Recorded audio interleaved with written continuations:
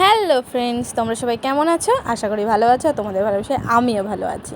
তো দেখতেই পাচ্ছ আমার সাইকেলটা নিয়ে আমি একটু যাচ্ছি কোথাও। তো কোথায় যাচ্ছি চলো সেটা তোমাদের সাথে বলেই দিই। আমি যাচ্ছি এখন বাজারে ওষুধ আনতে যাব। তো তোমরা হয়তো ভাবছো যে আমি বাজারে গেলেই কি ওষুধ আনতে যাই, ওষুধ আনা ছাড়া গিয়ে আমি আর বাজারে কোনো কারণবশত যাই না। না, ওষুধ আনা থাকলেই আমি বাজারে যাই। তো তখন গিয়ে আমি সব কাজ আপাতত মিটিয়ে চলে আসি। তো আবার যখন কিছুদিন পরে যাই, এই যে চলে এসেছি আমি ফার্মেসিতে, আর দেখো কত ভিড়। তো কিছু করার নেই, তো ওষুধটা এখান থেকে নিয়ে নিলাম। নেওয়ার পরে এই যে চলে আসলাম আমি অ্যাপোলো ফার্মেসিতে। তো ওখানে এসে আমার কিছু একটা আনতে দিয়েছিলাম, তো যাই হোক সেটা আনেনি বা কিছু, আমার কোনো কারণবশত রাগ হলো, একটু ওদের কেমন করে বলে দিলাম। আর এই যে এটা হচ্ছে পাগলদা, আমি যেই পার্লারে থাকতাম ওই পার্লারের নিচে থাকে ফার্মেসিতে।